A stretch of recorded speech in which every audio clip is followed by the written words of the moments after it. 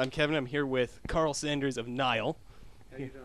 He's playing with Nile, of course, in San Francisco at Slim's. Fuck yeah, Slim's rocks. Tip your bartenders. So, how has the tour been so far? So far, so good. We're having a great time. Yeah, all the bands are doing great. We're sorry we lost Pathology a couple nights ago. They crashed their van, and yeah, it wasn't so good for them. They're off the tour, so we're sad about that, guys. Maybe next time. Well, speaking of the other bands on the tour, what do you think of the other guys on the lineup? So far, everyone, it seems to be, reasonable people. There's no crazy assholes on this tour, so that's, thank God. We're all getting along. People are having fun. It's a good tour. And you did a guest solo on the XDO album. Was it Romulus? No, the song I played on was The Final War. Oh, okay. And how did that go? There is no honor, there is no glory. And if you want me home a few more, I can. It's okay. So you guys recently announced that you just added Chris Lullis as the permanent member of the permanent bassist for Nile. What led to that decision? We wanted to keep him. Yeah, we wanted him with us. We felt like there was a lot Chris had to contribute to the band. He was a strong player, a strong vocalist, a really solid, dependable individual whose heart was in the right place. He's the kind of guy we want with us. Great. Oh, that's awesome. And you guys recently released a new music video. Care to talk about that at all? It's called Permitting the Noble Dead to Descend to the Underworld. It was shot using all live footage from various gigs across Europe and America, and then, of course, edited together after the fact. But yeah, it's all live shots. A lot of people, see it and they don't necessarily realize that's really us playing it. We're not pantomiming. We're not, playing along with a pre-recording or whatever. That's really us playing it. Wow, that's impressive. So, about this DVD that you guys have available on this tour, it's the making of your last album?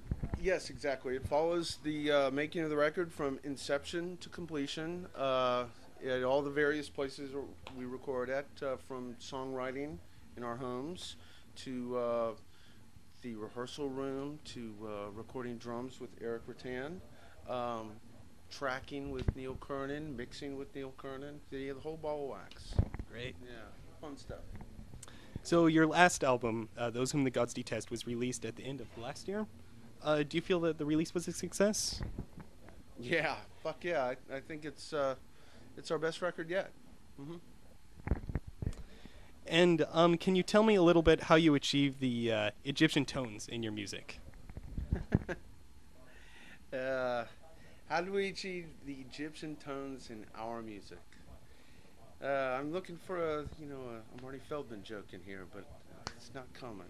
So, yeah, I don't know. I don't have anything for you. No specific tunings or anything like that that you would use? We are tuned to drop A, and that might help. It's a very deep, sonorous type of tuning. When you hit that low A, it really makes a modal kind of sound, and that helps. Certainly the scales and the keys that we play in, that helps too. The different kinds of melodies that we're using, that helps. But the tuning, probably the tuning is a big weapon. And can you tell me a little bit about your creative process? Well, generally, the Nile songs start with the lyrics. And then usually one of us will make a demo, like with guitar and a click track, and we give that to George. And then George will figure out his drum parts. And after we get a lot of that done, we'll all come together in the band room and kind of, hash out all the little details. Okay. And can you tell me what the hardest part is about writing Nile's music? The hardest part about writing Nile's music is nailing those impossible guitar parts, those impossible tempos. It's not child's play. We make it look easy, but it's not easy. Great. And what is the worst or most embarrassing show memory you've had on this or any other tour? Wow. The one that immediately comes to mind was years and years ago. This is probably 10 years ago. Chief Spires was still in the band. This was so long ago. We were playing a show for Don Decker up in Minneapolis at this horrible, horrible venue. It was upstairs in this shitty-ass building, and the room was big enough for maybe 100 people, but Don Decker had crammed 350 people into this little tiny room, and it was dead of winter in Minneapolis, so the snow was piled up 12 feet high outside. So inside, there's no ventilation. Well, what this means, I know you're a California guy, but what this means is, so inside, when you stick all those people in there and it's that hot and it's that cold outside, you get condensation. So the walls were literally dripping. Here, pan over there. They're dripping, if you can imagine, dripping. Yeah, the whole walls. Like if you dropped a few tabs of acid and the walls were melting. Well, this is what we had, right? Well, since this was an old shitty building, the wiring was not up to code either. Don Decker is notorious for putting on really low-budget, cheap shows that really shouldn't happen. They're dangerous, but, whatever. So what we have here is a recipe for ultimate disaster because the walls are melting, full of condensation and water, and everything's dripping onto everything, off the ceiling, off the pipes, off the walls, off of us, and it's all bad wiring. So we started to play, and every time I would even get close to the mic, you could feel the electricity, trying to jump, right? So we're like, fuck, man, this ain't too cool. What the fuck are we going to do? Well, in the song Ramsey's Bringer of War, there's this little part where I have to kick off my channel switch pedal while doing a vocal and then starting a lead on another part of the neck, right? So to make these three things simultaneously happen, what I'd learned to do was hold the mic right there as I look this way, sing my vocal, and I can look down at my hand and see my switch and do all three things at once.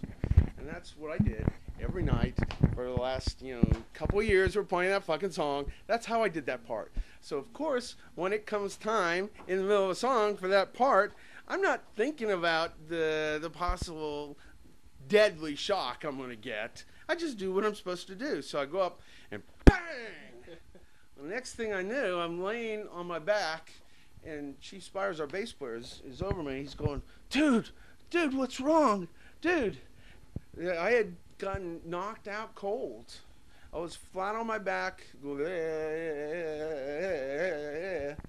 Total, yeah. So we stopped the show. It was the end of the night.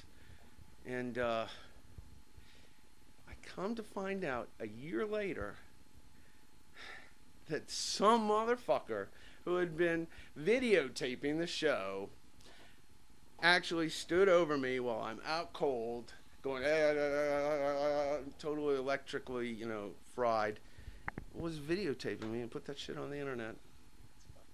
Yeah, fucked up. So there's my most embarrassing story. Yeah, right there. Well, the opposite of that, what has been the highlight of your career? Probably the show we did in Wacken in 2003. We played right before Slayer, so it was like the crowd at its peak. There were like at least 40,000 people out there. So many people, I couldn't see the end of the people. When they turned on the lights, for the climax of the show and showed all the people, holy shit, that's a lot of motherfucking people. Yeah. Was that nerve-wracking? No, I wouldn't say nerve-wracking. I would say it's exhilarating. I mean, when that many people all focus their energy right on you, you can feel it. It's tangible. You can feel it like a weight on your chest. Wow. Yeah. Well, I've got one last question for you. And with all of these new subgenres of metal and the influx of all these new bands, what direction do you see death metal headed? Well, I see it going two ways. There's quite a few bands that really don't care about the form. And we'll always see those, and they'll always fall by the wayside. But there's a lot of new bands new young players that are doing unbelievable things. In the next 5 years, the face of death metal will change. There's a band, one of my favorite bands ever, called Lecherous Nocturne, doing amazingly brutal shit that if people only had a fucking clue of the shit that bands are fucking doing and are going to do in the near future, it would blow their minds. Fuck yeah. Well, great. I really appreciate the interview, and thank you very much. Thank you.